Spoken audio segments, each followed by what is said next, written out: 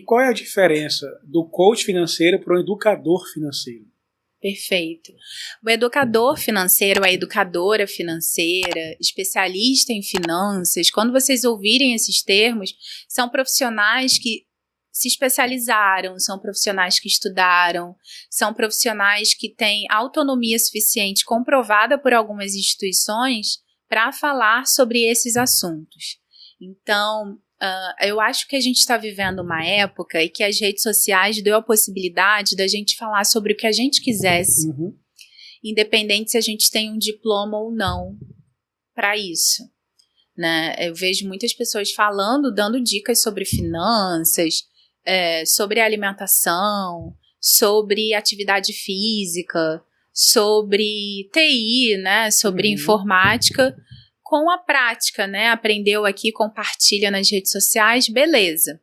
Mas eu acho que é importante a gente pensar na responsabilidade do impacto que as dicas que a gente dá, que a gente compartilha, dos saberes que a gente compartilha, vai ter nas pessoas do outro lado. Sim. Então, antes de eu produzir um vídeo nas redes sociais do Empoderamento Contábil ou preparar um conteúdo para um dos eventos que a gente promove, tem uma preocupação com a linguagem, tem uma preocupação do conteúdo, tem uma preocupação de uma orientadora pedagógica revisar esse conteúdo.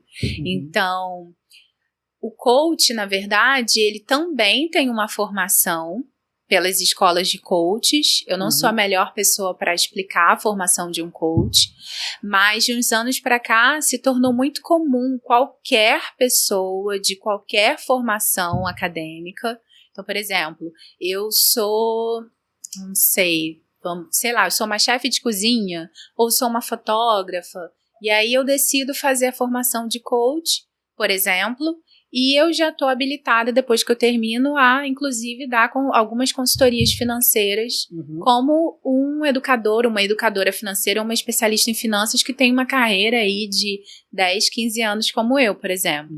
Então, acho que é importante você, né, que vai consumir também esse conteúdo, se preocupar, pesquisar e entender, analisar o currículo de quem é essa pessoa que está compartilhando saberes com você. A gente falou um pouquinho sobre a questão do salário, a pessoa se ganha um pouco, ganha um salário mínimo às vezes, Sim. Renda média do brasileiro de R$ 1.500. Com essa renda média que a gente tem hoje, R$ 1.500 no Brasil, é possível ainda separar algum dinheiro para investimento? Eu acho que depende da realidade dessa família, desse contexto familiar.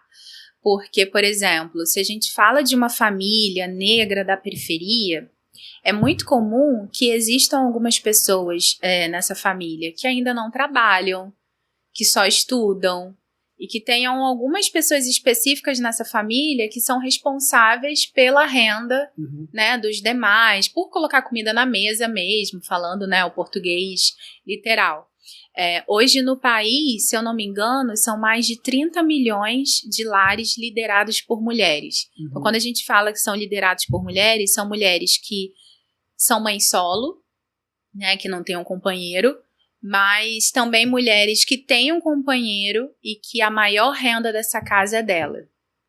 Então, eu entendo que vai depender do contexto familiar, né, dessa família. Se, por exemplo, numa família de 5 pessoas, só uma trabalha e ganha um salário mínimo, essa média salarial de R$ 1.500, provavelmente vai ser impossível você ter uma reserva financeira. Se for uma pessoa que mora sozinha, por exemplo? Aí a gente já está falando uma outra língua. Porque uma pessoa que mora sozinha, provavelmente ela vai pagar um aluguel ou ela vai dividir um apartamento com outras pessoas. Por exemplo, quando eu entendi que eu precisava comprar o meu apartamento, que eu fui morar sozinha, na época eu ganhava em torno de R$ 2.400, R$ 2.500. E eu lembro que os meus pais ligavam na época e falavam, tá tudo bem, minha filha? Eu, tá tudo ótimo. E eu, maravilhoso. E só eu sabia como tava, né? Geralmente só a gente que sabe como tá. As contas chegando, se acumulando, o tempero do feijão era bem contadinho, o feijão ficava sem gosto, porque o tempero... Um pouquinho mais aguado, talvez. Era muito rateadozinho, Sim. assim.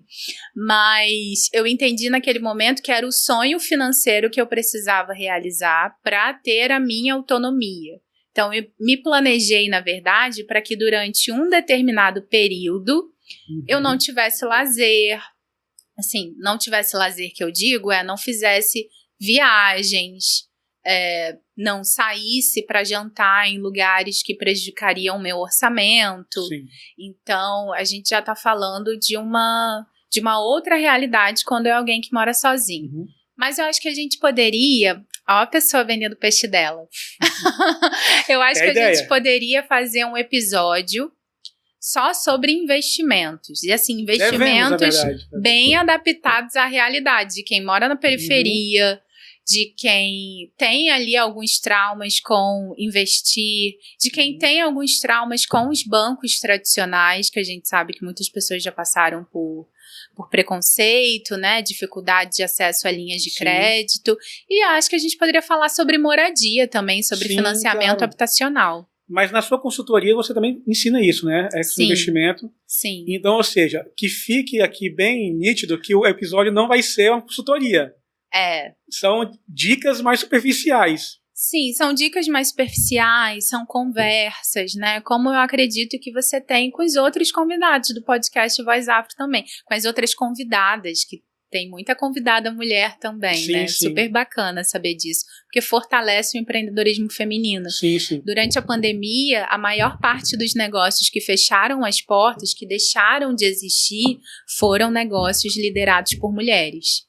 Então, quando a gente tem essa oportunidade de vir aqui, de falar sobre o nosso trabalho, de fortalecer pessoas que estão do outro lado, fortalecer com conhecimento, acho super importante. E a questão também da inspiração, né? Sim. Eu acho que é fundamental. Eu sou cria de Duque de Caxias, na Baixada Fluminense, fruto de escola pública municipal estadual da minha cidade, do ProUni também, inclusive.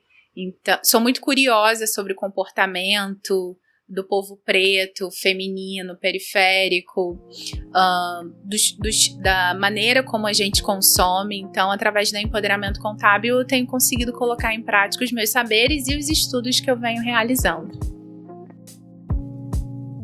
Gostou do vídeo?